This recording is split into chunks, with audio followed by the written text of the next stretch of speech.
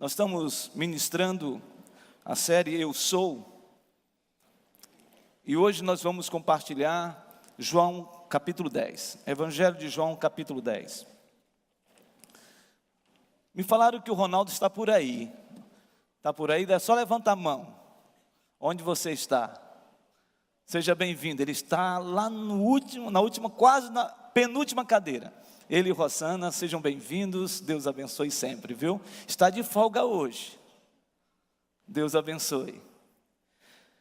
João capítulo 10. Quem abriu, diga amém.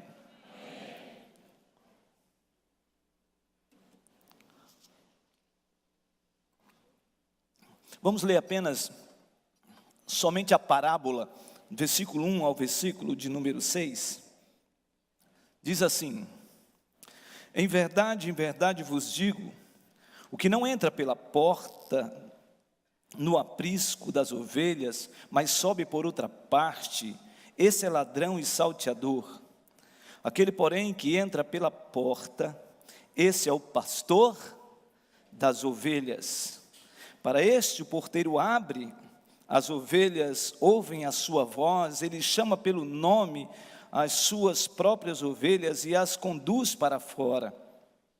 Depois de fazer sair todas as que lhe pertencem, vai adiante delas, e elas o seguem, porque lhe reconhecem a voz. Mas de modo nenhum seguirão o estranho, antes fugirão dele, porque não conhecem a voz dos estranhos.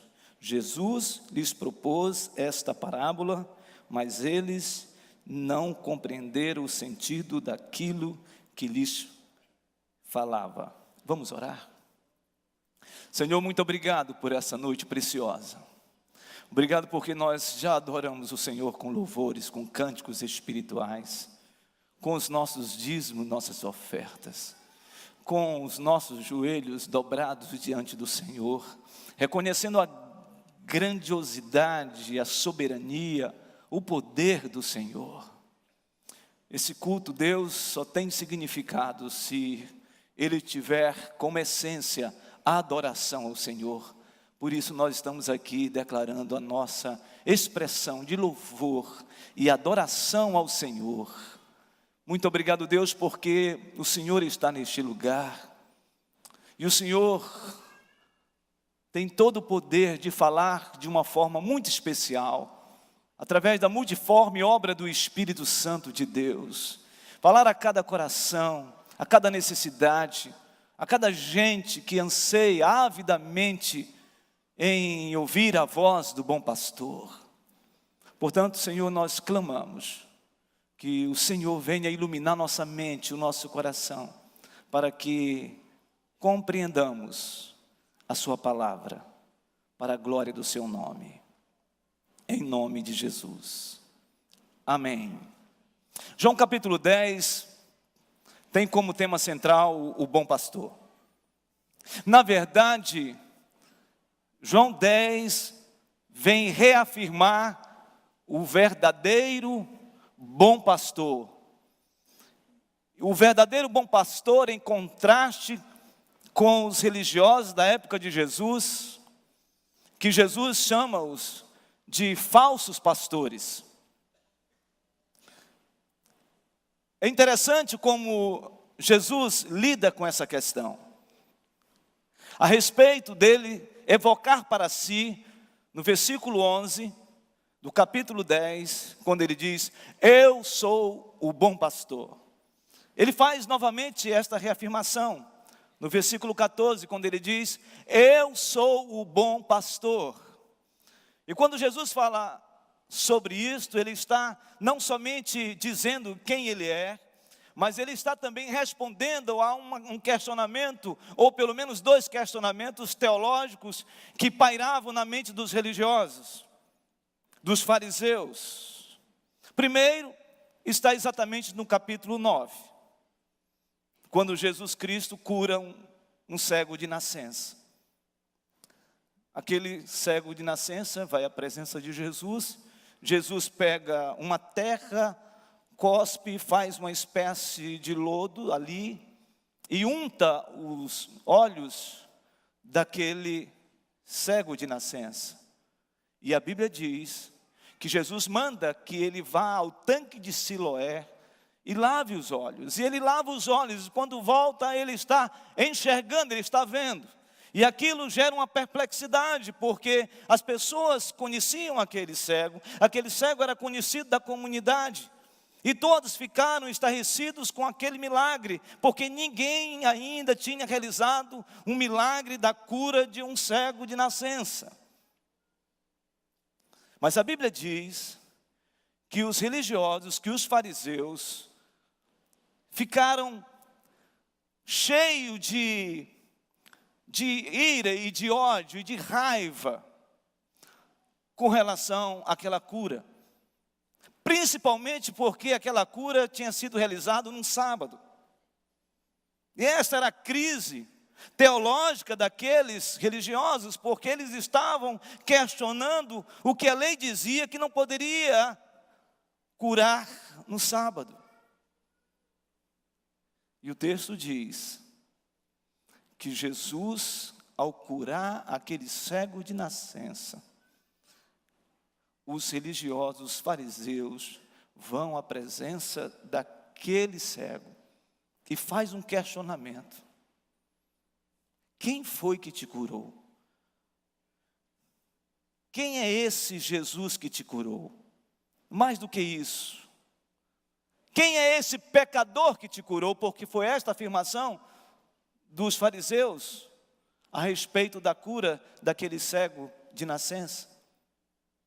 E ele diz: se é pecador eu não sei, o que eu sei é que eu era cego, e agora eu vejo.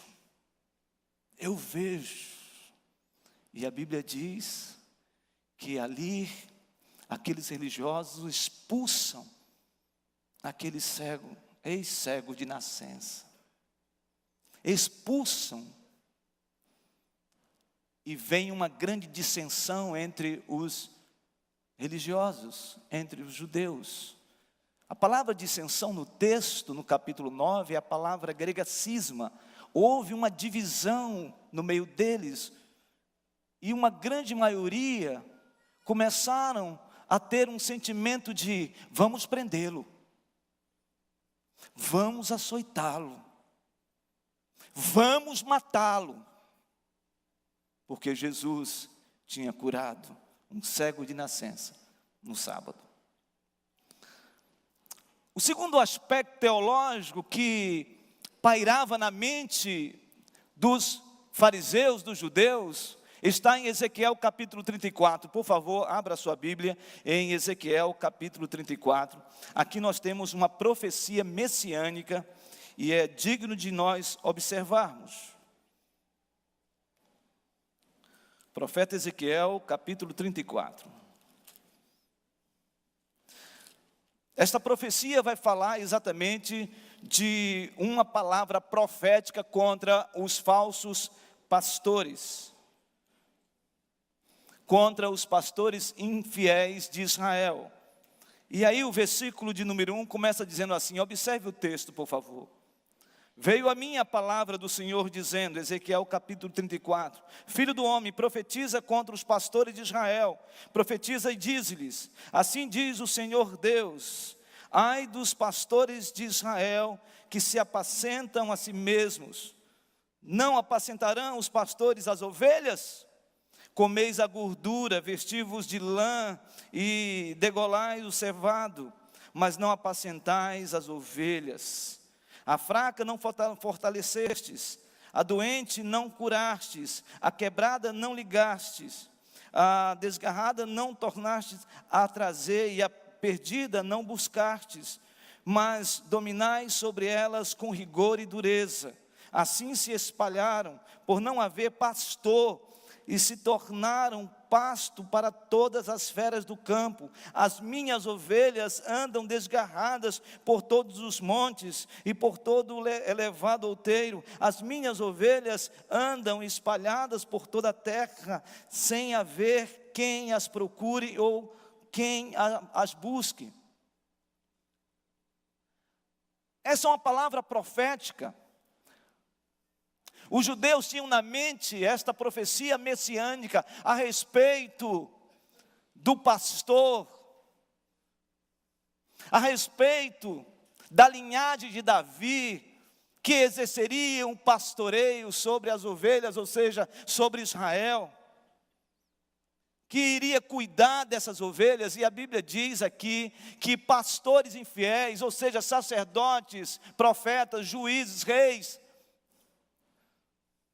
ao contrário de pastorear o rebanho, ao contrário de cuidar do povo de Israel, ao invés de tratar das feridas do povo, ao contrário disso, eles tiravam proveito das ovelhas, espoliavam as ovelhas, eles comiam da gordura, tiravam a lã, eles se aproveitavam do povo de Israel.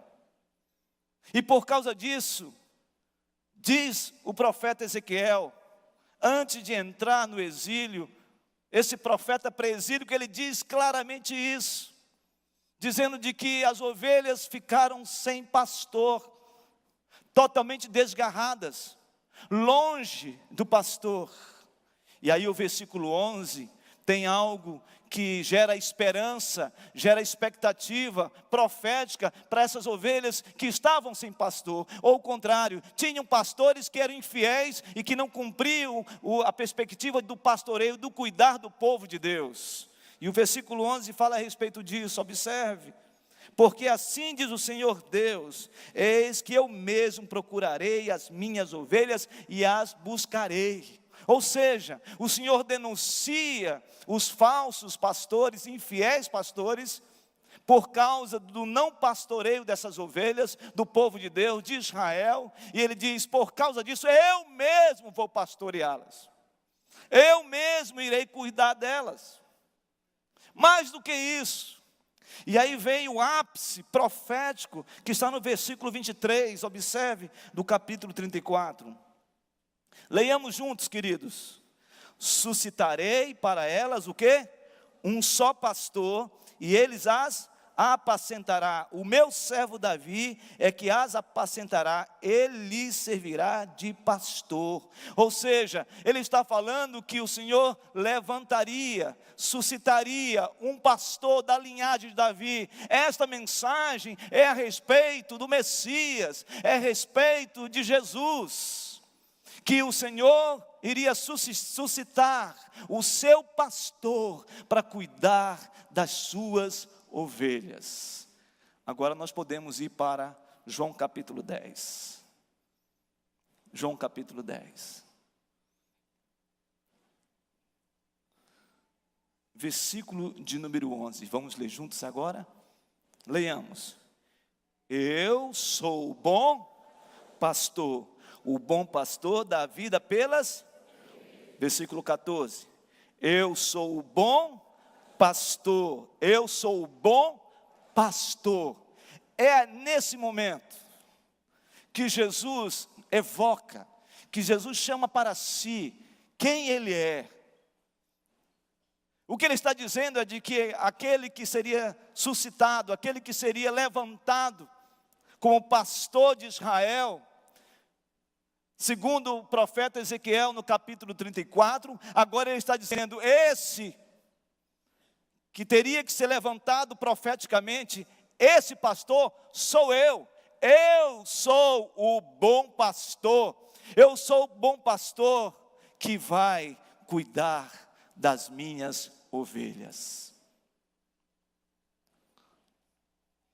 É sobre isso que eu quero falar com você hoje. Olhando todos esses contrastes que nós encontramos na Bíblia entre o verdadeiro pastor e os falsos pastores no capítulo 10, eu quero compartilhar com vocês sobre esse bom pastor. E o primeiro argumento desta noite que eu quero falar com você é que o bom pastor, ele, o bom pastor, dá a vida pelas ovelhas. O bom pastor dá a vida pelas ovelhas. Versículo de número 11. Por favor, diz assim, eu sou o bom pastor dá vida pelas ovelhas. O mercenário, que não é pastor, a quem não pertencem as ovelhas, vir o lobo, abandona as ovelhas e foge. Então o lobo as arrebata e dispersa. O mercenário foge, porque é mercenário e não tem cuidado com as ovelhas. Versículo 17 agora. Por isso, o Pai me ama, porque eu dou a minha vida para a reassumir. Ninguém a tira de mim, pelo contrário, eu a espontaneamente a dou. Tenho autoridade para entregar e também para reavê-la. Este mandato recebi de meu Pai. Agora eu quero que você pense comigo. Esta mensagem de Jesus é aproximadamente na festa da dedicação. Era inverno. E Jesus conta uma parábola, ou seja, uma história, para retratar uma realidade espiritual, seja ela uma história verídica ou não. E ele conta a parábola falando de um aprisco. Provavelmente Jesus está olhando para um aprisco, um curral, no período do inverno. Um período do inverno, na região da Judéia, os pastores, eles colocavam as ovelhas em grandes currais, em grandes apriscos. E as ovelhas de vários pastores entravam dentro do curral, dentro do aprisco. 3, 4, 5 pastores cuidando do seu próprio rebanho. E Jesus está falando algumas questões aqui que são básicas. A primeira questão é que Jesus diz que o pastor de um rebanho, ele entra pela porta e chama o seu rebanho. Ele tinha um chamado especial. Várias ovelhas, vários rebanhos, dentro de um só aprisco. E um dos pastores levantava, se aproximava das ovelhas e chamava de maneira especial o seu rebanho. Naquele momento, somente o rebanho daquele pastor que tinha chamado as ovelhas é que se levantavam e saíam do aprisco com o seu pastor. Essas ovelhas conheciam o seu pastor e o seu pastor as conhecia. Mais do que isso, Jesus faz um contraste, dizendo de que Ele é o bom pastor, e o bom pastor dá a vida pelas ovelhas. Ele não é como mercenário. E aqui mercenário não tem uma ideia de analisar o caráter, se é mau caráter ou não. A palavra mercenário aqui era como se fosse um pastor contratado, alguém que foi contratado para cuidar das ovelhas. O ladrão, ele não entra pela porta, ele pula o muro para roubar as ovelhas. O lobo, quando ele entra no curral, ou quando ele ataca as ovelhas, o texto diz que o mercenário, ele não luta para reaver, para proteger, para cuidar da ovelha, porque ele é mercenário, ele foi só contratado. Ele não tem nenhum trato, nenhuma relação de pertencimento com as ovelhas. E a Bíblia diz que ele sai, ele foge. Mas o pastor verdadeiro, ele cuida das ovelhas. Ele defende as ovelhas, ele dá a vida pelas ovelhas. Jesus está falando das suas ovelhas. Jesus está falando do seu povo, o povo que ele, com propósito divino, na aliança da redenção, na eternidade, foi chamado, foi enviado pelo Pai para resgatar essas ovelhas. Então Jesus está falando disso. Então esse bom pastor que luta, que batalha pela ovelha, ele é capaz de dar a sua própria vida pelas ovelhas. E aí o versículo 11, 12 e 13 vai tratar exatamente de dois aspectos. Primeiro, esse bom pastor cuida das ovelhas de maneira voluntária.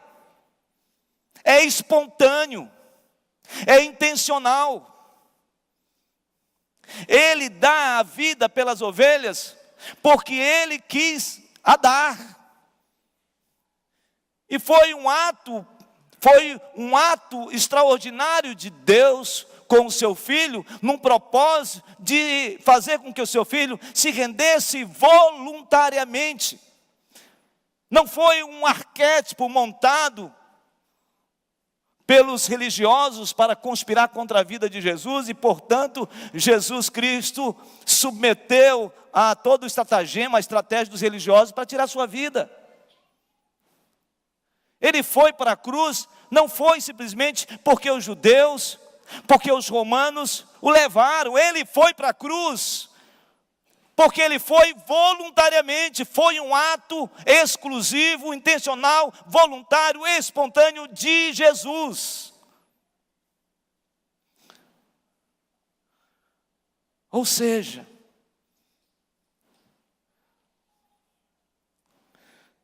ele deu a sua vida por mim e por você. Foi um ato voluntário dele. Ele foi para a cruz porque ele sabia que no propósito eterno ele tinha que ir para a cruz. Não foi por causa de um arquétipo, não foi por causa de uma conspiração, não foi por causa disso, não, queridos. Ele foi porque ele sabia que ele tinha que ir para a cruz, porque na cruz do Calvário é que nós temos a clareza da redenção em Cristo Jesus. Por isso foi um ato voluntário. Também foi um ato sacrificial. Ele, pastor, na cruz, também se fez ovelha, se fez cordeiro, sem mácula, e de maneira sacrificial, entregou sua vida por causa da minha vida e da sua vida.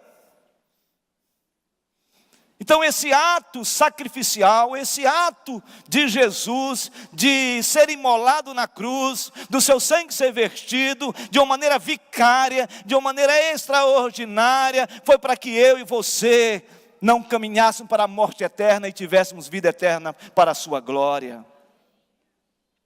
Mas mais ainda, o versículo 17 e 18, ele diz que ele não só deu a sua vida, mas também tem poder de reavê-la. Ele está falando da ressurreição. Assim como ele deu a vida por nós, ele ressuscitou num pacto extraordinário entre ele e o Pai. Ele tem o poder de reaver a sua vida. Ele tem o poder sobre a ressurreição. E ele ressuscitou, ele foi para a cruz, seu sangue foi vertido, desceu à sepultura e no terceiro dia ressuscitou. E sabe por quê, irmãos? Para dar a vida por nós.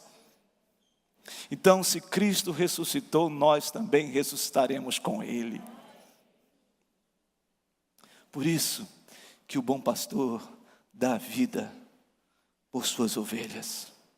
Em segundo lugar, esse texto nos ensina sobre Jesus, o bom pastor, o verdadeiro pastor, é que ele conhece as suas ovelhas. O bom pastor, Jesus, conhece as suas ovelhas. Observe, por favor, versículo 14 e 15. Diz assim: eu sou o bom pastor, conheço as minhas ovelhas, e elas me conhecem a mim. Assim como o Pai me conhece a mim, eu conheço o Pai, e dou a minha vida pelas ovelhas. Que algo extraordinário. Eu conheço as minhas ovelhas. A palavra conhecer, no original, é gnosko, Novo Testamento, grego. E a ideia não é só conhecimento intelectual, cognitivo. O que Jesus está dizendo é que ele conhece muito mais do que somente conhecer do ponto de vista intelectual, cognitivo. Essa ideia aqui desse texto é que ele conhece as suas ovelhas, e esse conhecimento é muito mais do que um conhecimento cognitivo, é um conhecimento relacional, é um conhecimento experimental. O que na verdade esse texto está dizendo é que o Senhor, esse bom pastor, conhece intimamente a sua ovelha. E não só conhece intimamente, mas interage com esta ovelha, se relaciona com esta ovelha, se preocupa com esta ovelha, está interessado nesta ovelha, e vai às últimas consequências por esta ovelha. Em outras palavras, meus queridos, nós estamos aqui diante de uma igreja que pode ser vista como um aprisco, onde nós somos ovelhas do bom pastor, o supremo pastor, o grande pastor, o pastor das ovelhas, que é Jesus. E eu quero dizer a você que, a despeito das suas lutas e batalhas, Jesus Cristo conhece você intimamente, conhece os seus dilemas, conhece as suas incertezas, conhece as suas dúvidas, conhece as coisas mais confusas que você está vivendo, as incertezas mais profundas da sua alma. Jesus conhece você, Ele sabe quem é você, por isso Ele quer manter esse relacionamento com você. E aí nós podemos dizer aquilo que nós encontramos no Salmo de número 23, ainda que eu ande pelo vale da sombra da morte, não temerei mal nenhum, porque Tu estás comigo. Eu não sei como está a sua vida, mas eu quero dizer para você, que Jesus conhece você, conhece a sua vida, conhece a sua história, conhece os seus dilemas, conhece o que você está enfrentando. Ele conhece você. E sabe o que é mais extraordinário nesse texto? É que ele diz que assim como eu conheço as minhas ovelhas, eu tenho também um relacionamento de conhecimento com o Pai. Que é algo extraordinário, essa intimidade com o Pai. Reflete nessa relação nossa com Jesus e de Jesus conosco. Como você está? Você está como uma ovelha com muitas feridas? Você está como uma ovelha meio que se desgarrando? Você está como que uma ovelha, como se sentindo alijada, sentindo marginalizada, sentindo-se longe? Como que você está sentindo? Você está sentindo, talvez, pode ser, como aquele cego de nascença que foi expulso diante dos religiosos, dos falsos pastores. Eu não sei como você está, e não sei quais são as feridas que você e eu, como ovelhas, enfrentamos e estamos passando. Mas uma coisa eu quero dizer para você nessa noite: Jesus conhece você. E Ele conhece você porque Ele quer continuar mantendo um relacionamento com você, de intimidade, de você sentir pastoreada, amada, querido e querida pelo Senhor. Meu querido, minha querida, se você pensou em desistir da sua vida, lembre-se de uma coisa: esse Jesus que morreu por você, conhece você e vai às últimas consequências por você, porque Ele não desiste de nós. O bom pastor dá a vida pelas ovelhas. Jesus deu a vida por nós. O bom pastor conhece as suas ovelhas. Ele conhece você. Terceiro lugar, o bom pastor tem um só rebanho. O bom pastor tem um só rebanho. Por favor, observe o versículo de número 1. Em verdade vos digo, o que não entra pela porta no aprisco das ovelhas, mas sobe por outra parte, esse é ladrão e salteador. O que não entra pela porta no aprisco, essa ideia aqui, Jesus primeiramente está falando para os judeus. Ele está lançando essa palavra profética de alcance, de graça, de salvação, também para o judeu. E eu não estou falando aqui de maneira genérica, mas todos aqueles que submeteram-se e reconhecem Jesus como o bom pastor. É nesse sentido que eu estou falando.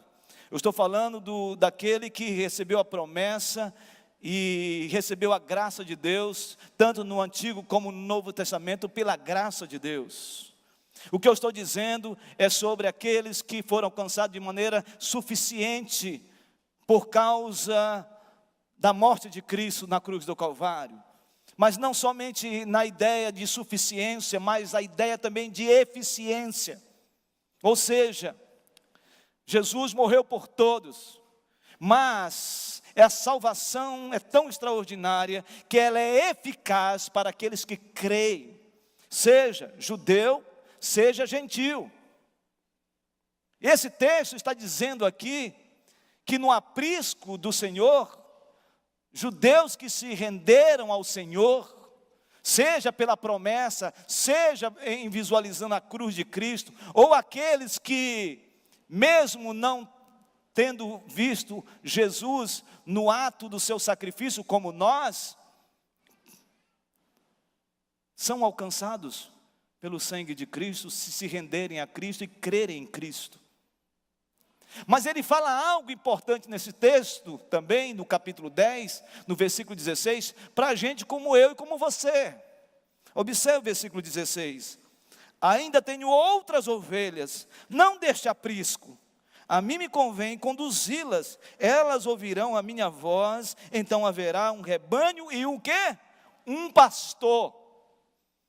Aqui ele está falando para as nações, porque o propósito de Deus em levantar Israel é que Israel fosse uma nação que abençoasse as outras nações.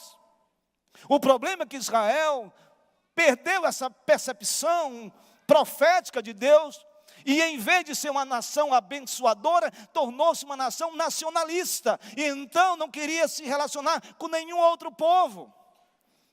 Mas Israel foi chamado para abençoar as nações. É isso que está em Gênesis capítulo 12. Então esse entendimento Jesus traz aqui. Traz para que Israel entendesse que a salvação não era um ato exclusivo dos judeus, mas sim para as nações também, para os gentios. Esse outro aprisco são os gentios, as nações que precisavam ouvir o evangelho, o bom pastor, para serem também alcançados pelo seu poder. Talvez seja isso que Pedro não entendia, quando o Senhor falou, vai para a casa de Cornélio, em Atos capítulo 10.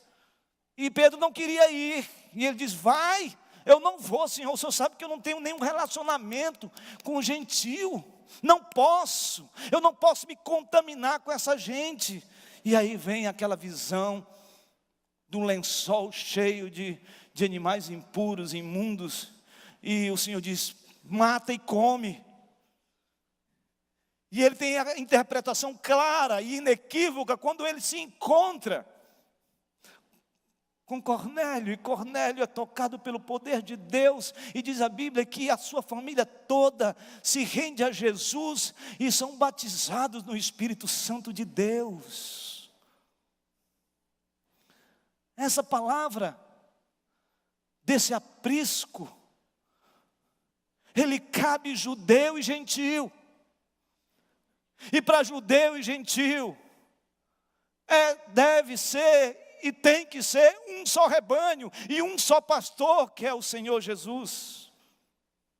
Eu quero ampliar esta visão. Quando o Senhor, usando o apóstolo Paulo, e Paulo dizendo, olha, o Senhor quebrou a parede da separação, ele estava olhando para o templo. Ninguém que não fosse judeu, completamente da linhagem judaica e da lei, poderia entrar no templo, porque se entrasse seria morto.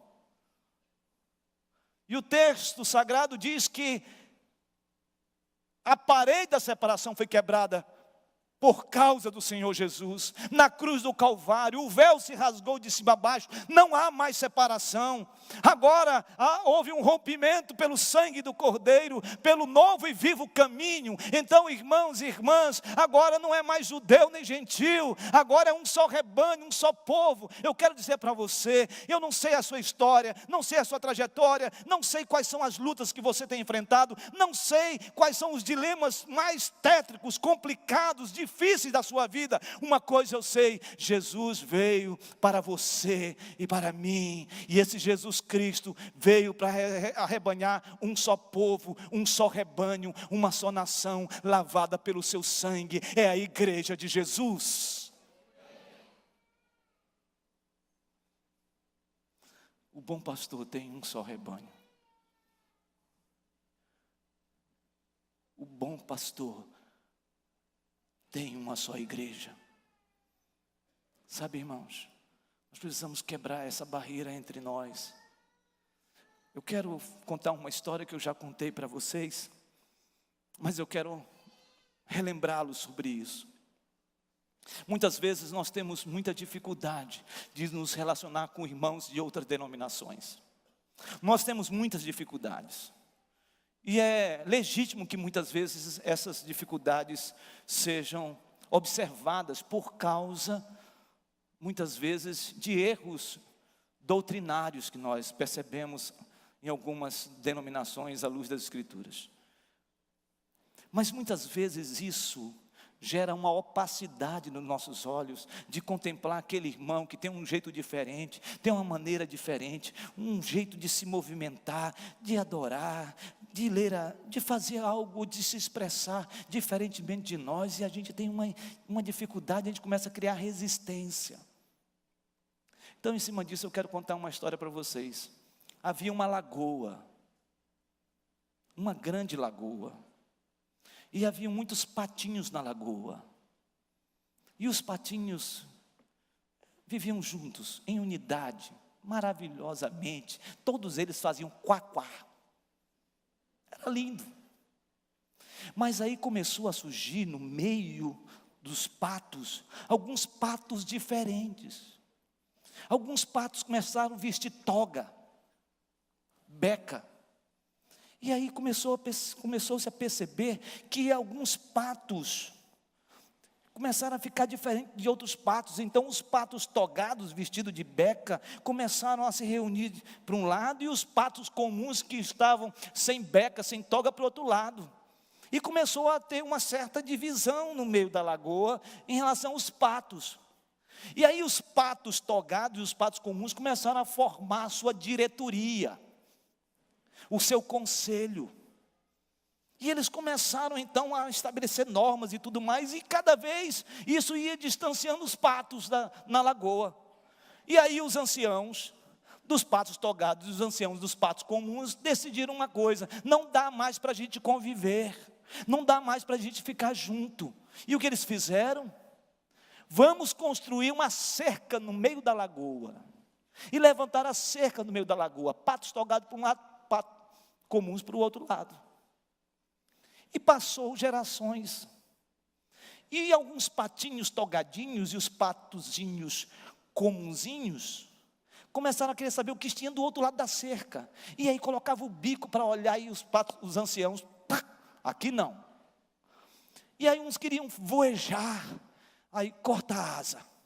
Não estava aguentando, a situação estava difícil de conter a nova geração. E aí eles tiveram que fazer um concílio. Os patos comuns foram para um concílio, e os patos togados para um outro concílio, não é? Fizeram uma reunião de presbitério, um lado e do outro.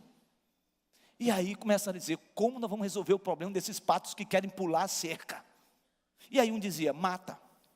O outro corta a asa. O outro prende o bico. Depena. E começaram a discutir. Nesta hora, do término daquele concílio, daquele presbitério, daquela diretoria, eles começaram a caminhar com as resoluções. Meus irmãos, caiu uma chuva na lagoa, mas uma chuva torrencial. Quando eles chegam na lagoa, o que eles percebem? A cerca tinha sumido, porque a água tinha subido, e a lagoa estava totalmente transbordante, e os patos togadinhos com os patos comuns estavam todos juntos de novo.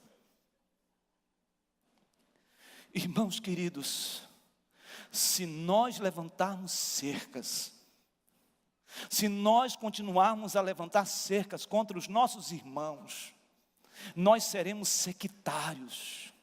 Se nós levantarmos cercas por causa de costumes, por causa de cerimonialismo, por causa de ritualismo, Deus vai levantar vai fazer algo extraordinário, uma chuva novamente, torrencial, vai cair sobre a lagoa e vai dissipar toda a cerca, e nós vamos estar juntos, porque nós somos um só povo, um só rebanho, pertencente ao Senhor, lavado pelo sangue do Cordeiro, fomos alcançados, reconciliados, fomos salvos, fomos redimidos, fomos regenerados, somos do Senhor, não tem mais barreira entre judeus e gentios, aqueles que creem no nome de Jesus e são do Senhor Jesus, é uma só igreja, e essa igreja militante, um dia será a igreja triunfante para a glória de Deus.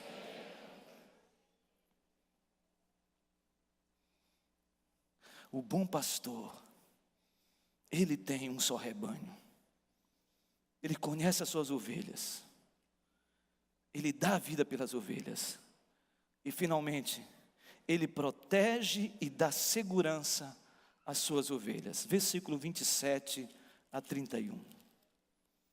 Observe o texto. 27 a 31.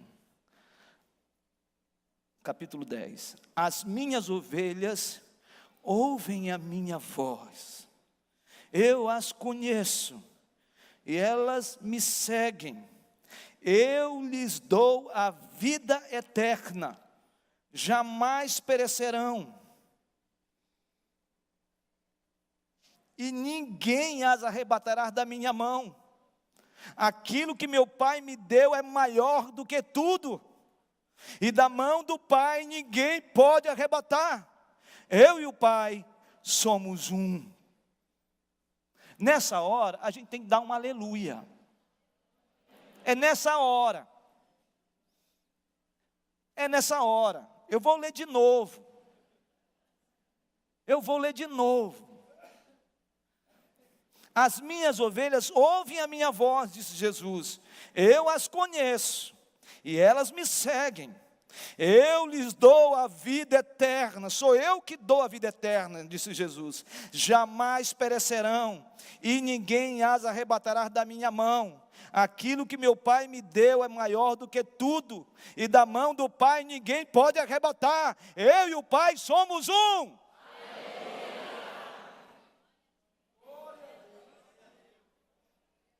Você sabe o que significa isso? É que quem dá a vida eterna é Jesus.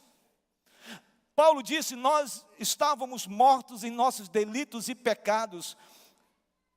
Esta é uma mensagem de Paulo falando de uma forma forense, ou seja, ele está dizendo que nós estamos condenados.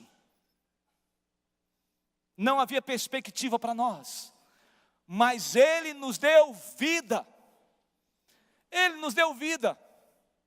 E aí o versículo 10 do capítulo 10, quando diz: eu vim para que tenham vida e a tenham em abundância, ele não está falando aqui de questões materiais, não. Ele está falando de questões espirituais.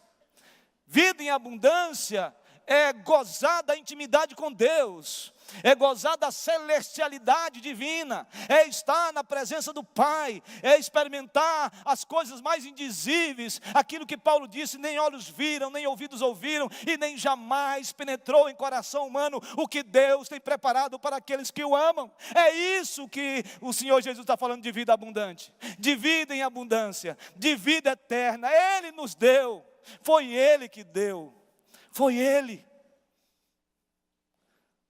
Você entende isso? Não foi um homem, não foi um filósofo, não foi o mais renomado conhecedor das filosofias, da psicologia, da metafísica. Não. Quem disse que dá a vida eterna é aquele que é o eterno. Jesus, por amor a mim e a você, Ele foi à cruz do Calvário e deu a sua vida, nos dando a vida eterna. Ninguém pode dar esta vida a não ser Ele, o Deus eterno, o Senhor dos exércitos, o Senhor Jesus Cristo. Ele é o soberano nesta relação linda e maravilhosa da Trindade. Na sua essência Ele diz: eu dou a vida eterna. Então, você tem a vida eterna e ninguém pode tirar de você. Você entende isso? Porque é a segunda questão. Ele está falando da segurança do crente. Eu dou a vida eterna, ninguém pode arrebatar, tirar. E a palavra no original aí é: ninguém pode tirar com força de você isso.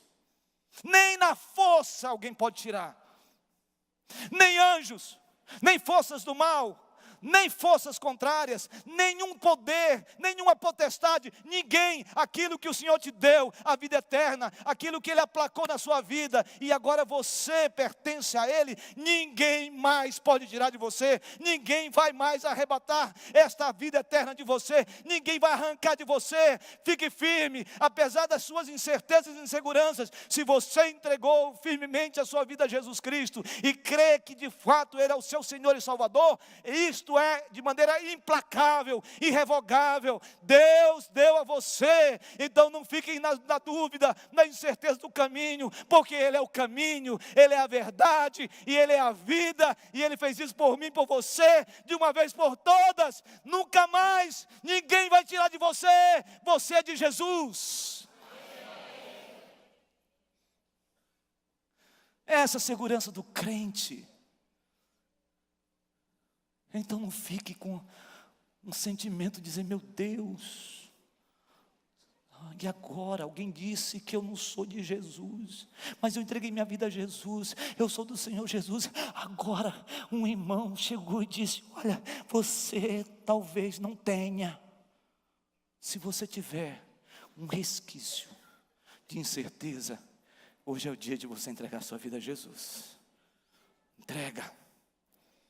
Mas se você sabe que você teve aquele encontro, aquela rendição diante do Cordeiro, aquilo que Paulo escrevendo aos Efésios no capítulo 1, versículo 13, dizendo aqui também: vós, após ouvirdes o evangelho da verdade, o evangelho da vossa salvação, tendo nele crido, foste selado com o Santo Espírito da promessa. Você creu no evangelho, o evangelho é Jesus, você entendeu o evangelho, ele entrou na sua vida, você foi introjetado pela graça de Deus, você crê nisso, você agora sabe que através dessa fé nesse Jesus, essa fé salvadora te alcançou. É de uma vez por todas e nunca mais vai sair de você. Você agora é salvo, e aquele que é salvo em Cristo Jesus é salvo para sempre. Sempre, sempre, sempre.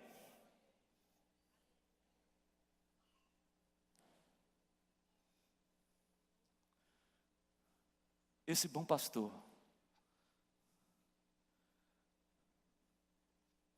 protege e dá segurança às suas ovelhas.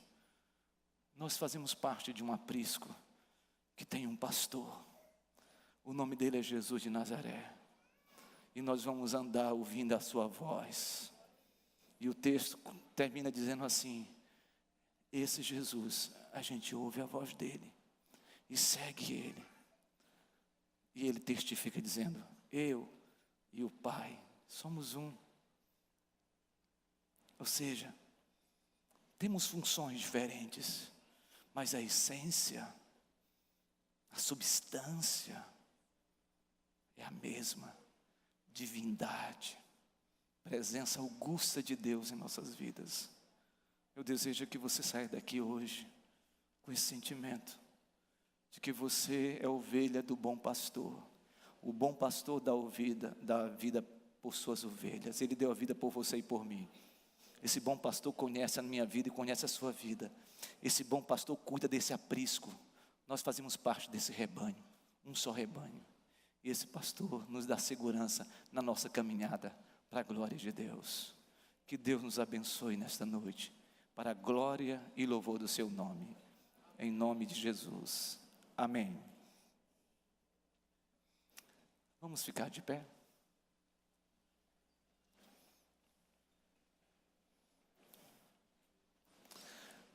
Eu quero orar por você. Eu não vou convidar você para vir à frente, e nem vou pedir para você levantar a mão, mas eu quero que você ouça o que eu vou falar com você agora aqui. Nessa noite, você pode reafirmar isso no seu coração. Obrigado, Senhor, porque eu sou ovelha do Senhor. Eu sei que eu tenho muitas vezes a lã um pouco enrolada. Às vezes tem muito bidonguinhos na minha lã. Mas eu sei que eu sou ovelha. Eu quero ser conduzido pelo Senhor. Eu quero ser edificado pelo Senhor. Coloque a sua mão no seu coração, por favor. Senhor, obrigado porque Tu és o bom pastor. O Senhor deu a vida por nós. O Senhor nos conhece. O Senhor nos faz ter a consciência de que nós pertencemos ao mesmo rebanho. E há muitos rebanhos espalhados pela face da terra, mas que é um só rebanho. É possível que num aprisco grande existam ovelhas que ainda estão com seus ouvidos tampados, aguardando a voz do bom pastor. Eu te peço, Senhor Deus, tira o tampão agora do ouvido, para que esse irmão, essa irmã ouça a voz do pastor, do bom pastor, e que ela esteja no redil, no aprisco, no curral, e que ela possa seguir a Jesus, o bom pastor. Obrigado porque o Senhor veio. Obrigado porque o Senhor andou no nosso meio. Obrigado porque o Senhor foi à cruz. Obrigado porque o Senhor desceu à sepultura. Obrigado porque o Senhor ressuscitou no terceiro dia. Obrigado porque o Senhor foi glorificado. Obrigado porque o Senhor está sentado à direita de Deus Pai Todo-Poderoso, Criador dos céus e da terra. Obrigado porque o Senhor há de voltar. O bom pastor, o supremo pastor, há de voltar e pegar todas as suas ovelhas num só aprisco. E nesse aprisco será um aprisco que não vai ter mais dor, não vai ter mais luto, não terá mais morte, ó Senhor, e não terá mais nenhum tipo de sofrimento, porque o Senhor vai enxugar toda a nossa lágrima, porque essas palavras são verdadeiras, como disse o apóstolo João, verdadeiras, e essas palavras verdadeiras foram ditas pelo Alfa e pelo Ômega, pelo princípio e pelo fim. Louvado seja o teu nome, Senhor, porque vamos sair nesta noite como um rebanho que tem um pastor. Nós não temos mercenários, nós não queremos viver sob o ataque dos ladrões, dos salteadores, porque nós sabemos que o Senhor é a porta e o Senhor é o bom pastor, e ninguém vai entrar por ela senão pelo Senhor. Muito obrigado, Senhor, porque o Senhor é o nosso pastor. O nosso pastor. Leva-nos, ó Deus, pelas águas tranquilas, pastos verdejantes. Guia-nos, ó Deus, pela vereda da justiça, por amor do teu nome, Senhor. E ainda que nós andemos pelo vale da sombra da morte, nós não temeremos mal nenhum, porque Tu estás conosco, Senhor. A Tua vara e o Teu cajado nos consola. Prepara, Senhor Deus, uma mesa à presença dos nossos adversários. Unge-nos, ó Deus, a nossa cabeça com óleo. Certamente, Senhor, habitaremos na casa do Senhor para todo sempre. Amém, amém e amém. Que esta oração seja em teu nome, Senhor. E que a graça do Senhor Jesus Cristo, o amor de Deus o Pai e as eternas consolações do Santo Espírito de Deus pouse sobre os irmãos e as irmãs, hoje e para tudo sempre.